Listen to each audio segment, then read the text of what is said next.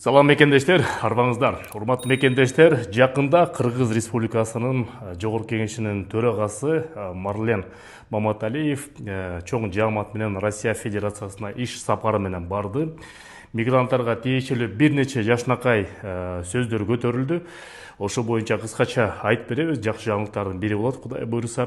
Сөз баштарынын астында кичинекей жарнама. Баарыбыз эле Кыргызстанга тыйын которобуз. Компаньон банк болсо жашнакай акция уюштуруп жатат. 20 марттан баштап 30 июнга чейин ким көбүрөөк тыйын которсо, ошолордун ичинде 1 миллион сомду белекке утуучуга берип атат. Баарыбыз эле тыйын которобуз. Балким ушул утуучу силер болуп каласыздар. Андан тышкары 1 миллиондон тышкары 3 кишиге 100 000 сомдон белек, андан тышкары жүздөгөн техникалык белектер. Утуш менен которо бериңиздер.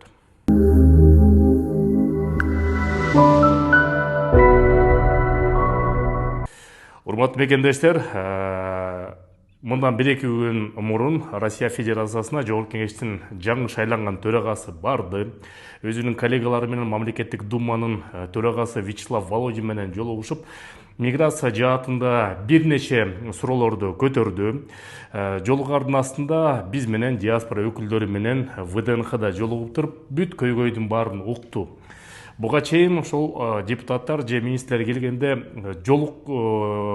расмий жолугууга чейин диаспора менен жолугуш эмес, мунусунда жолукту.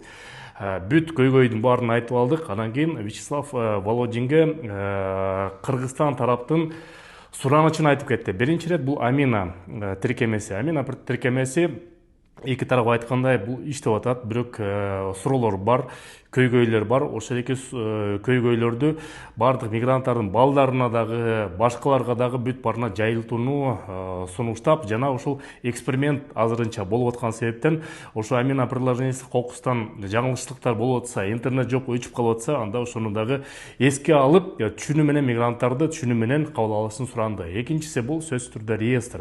Реестрден чегарага чыкпай этпей эле ошол туура реестрин легалдашып чыгуу боюнча дагы суранып кетти.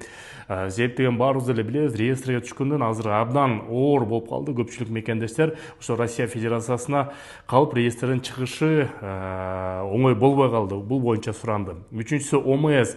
Обязательно медицинское страхование. Эмгек мигранттарына ОМС бул жөн эле берилет, негизи эле эмгек келишиминин негизинде. Бирок балдарга жана үй бүлө өкүлдөрүнө берилбейт. Ошону балдарга дагы ОМСти сөзсүз түрдө Евразия экономикалык бирикменин негизинде бериңиздер деп суранып кетти. Төртүнчүдөн болсо бул балдарды мектепке тапшыруу боюнча. Бул жаатынан жеңилдет бергиле деп суранды. Бул боюнча дагы өзүнчө бир выпуск чыгарабыз. Себептеген ушул жаатында балдарда жыйынтык мектепке тапшыруу боюнча жыйынтык болот деп Кудай буйруса жашнакай сөздөр болду. Салам мекендештер, биз өзүбүздүн өнөктө жүрөбүз. БРК компаниясынын офисине келдик. Курулуш иши жашнакай жүрүп атат. Мекендештерди үй алууга абдан сонун шарттарды сурандык. Ошого суранган талаптар дагы эле бар. Биринчи төлөмү жок. 58 айга рассрочка менен Бишкек шаарынан үй алсаңыздар болот. Үстөк пайызы жок. Биринчи төлөмү жок. Айына ошондо орточо эсеп менен 59-60 миң рубль болуп калат. Кайрылуу бериңиздер. Азыр ушул кандай строительство болуп атат, ошондо киргизебиз. Анан 1-2 күндүн ичинде Кудай буйруса объектке барабыз. Ушул жактан дагы силерге толук маалыматты беребиз. Бүгүндө биздин Кытай жарандарыбыз территорияда материалдарын сортировка кылып атышат. Бир бөлүгү армировканын детальдерин дайындап кам көрүп атышат уже. Негизгиси азыр материалдардын сортировкасында көп киши жүрөт азыр. Жыгачтардын өзүнчө стойкаларын бөлүп, узун ыскаларын сансалак кылып ташталган.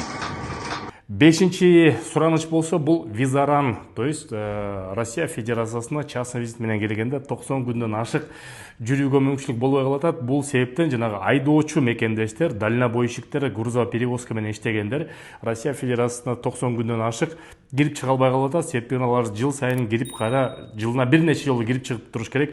Ошол боюнча жеңилдетүүнү суранды. Менин оюмча жакшы жыйынтыктар болушун күтөбүз. Кудай буйруса, ошол жыйынтыктардын болору менен силерге дагы айтып турабыз. Азырынча жаңылык ошондой. Сөздүн аяктарында да кичинекей жарнама, барыбыз эле жүк берип ийебиз.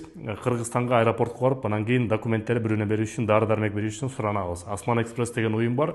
Жашынакай уюм бир күндө Кыргызстанга 700 рубльдан баштап булуң бурчуна жеткизип берет. Телефон номери мен астына жазып коем. Кайрыла бериңиздер. Осман Экспресстен жүгүңүздү жөнөтө бериңиздер. Көрүшкөнчө мекендештер.